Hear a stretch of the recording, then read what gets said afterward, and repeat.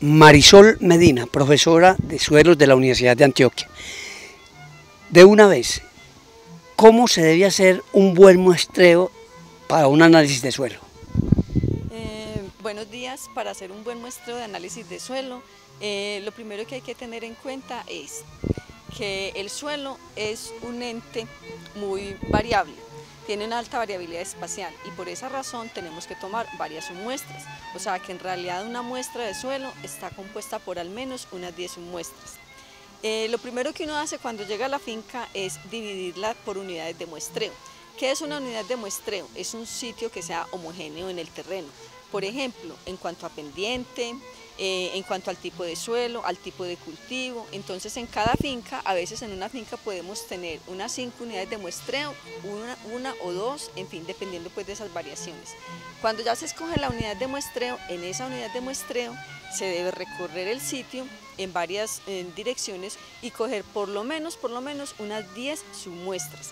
Esas 10 submuestras se llevan a un balde, una a una, y luego de que se tienen las 10 submuestras en un balde, se deben mezclar, se deben homogeneizar y se deben cuartear para poder tomar una buena muestra.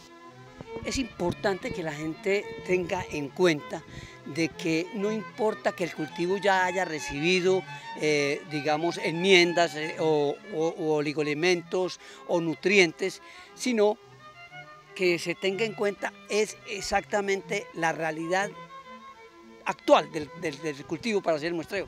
Sí. Lo que usted acaba de decir es muy importante porque no se puede muestrear cuando recién se fertilizó. ¿Por qué razón? Porque entonces en ese análisis de esa muestra de suelo nos van a salir solo los nutrientes de los fertilizantes y no lo que hay en el suelo. Entonces es importante tener presente que por lo menos deben haber pasado unos de 3 a 5 meses de haber hecho una fertilización.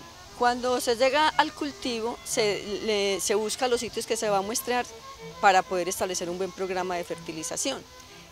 Para hacer un programa de fertilización es clave haber hecho ese muestreo bien hecho. ¿Qué es bien hecho? Tomar las muestras en los sitios adecuados. Si es una pastura es diferente, si son unos árboles es diferente. En el caso del cultivo del cacao se muestrea más o menos en la mitad de la gotera de cada árbol, aproximadamente. Y de ahí se sacan las submuestras. ¿A qué profundidad? Más o menos a unos 20 centímetros de profundidad es lo que se recomienda. ¿Qué equipos o instrumentos vamos a utilizar para este muestreo?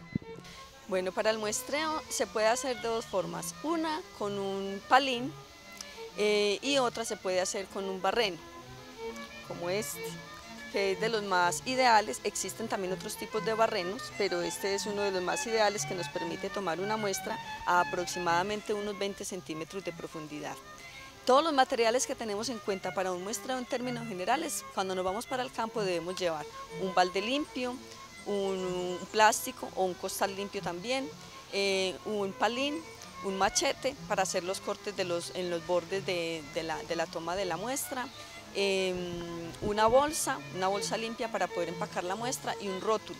El rótulo debe llevar toda la información de la muestra, debe llevar la información del productor, el lote que se muestreó, hacer la georreferenciación del sitio preferiblemente y colocar también las coordenadas en esa muestra, qué historia tiene el cultivo, qué cultivo había antes o qué cultivo se va a establecer, la fertilización previa. Toda esta información va en el rótulo de la muestra que va para el laboratorio. Es muy importante tener las manos limpias en la medida de lo posible. Utilizar guantes, ideal utilizar guantes. Si uno no tiene guantes, en campo simplemente si tiene 2 bolsas limpias, se coloca 2 bolsas limpias y toma la muestra para que la muestra no se le vaya a contaminar. Y lo que todos sabemos, estar pendiente de que uno no va a estar fumando, no va a estar manipulando nada.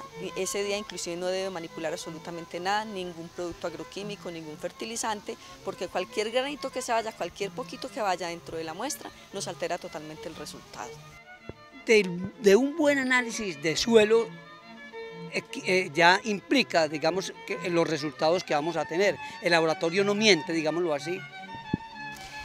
Sí, Para poder hacer ese buen análisis tenemos que tener algo muy claro acá, que si nosotros muestramos una hectárea de suelo, vamos a poner un ejemplo, una hectárea de suelo a 20 centímetros de profundidad. Si ese suelo tiene una densidad aparente de 1, significa que pesa a esa profundidad de 20 centímetros más o menos 2 millones de kilogramos. Si la densidad es 1.5, ya estamos hablando de 3 millones de kilogramos.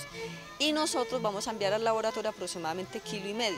¿Eso qué significa? Que ese 1,5 kilos nos está representando toda esa cantidad de suelo. Por esa razón, ese 1,5 kilos tiene que tomarse muy bien, de varios puntos, de por lo menos unos 10 puntos. En eso debo ser muy insistente porque hay muchas personas que llegan al lote y toman simplemente un sitio. Y ese sitio tenemos que tener claro en la cabeza que nos va a representar 2 millones de kilogramos. Es clave ese muestreo para el buen resultado. ¿Por qué razón? Porque si tenemos un buen muestreo ya nos va a garantizar que muy probablemente vamos a tener un buen resultado en el laboratorio. Y ya sabemos cómo fertilizar.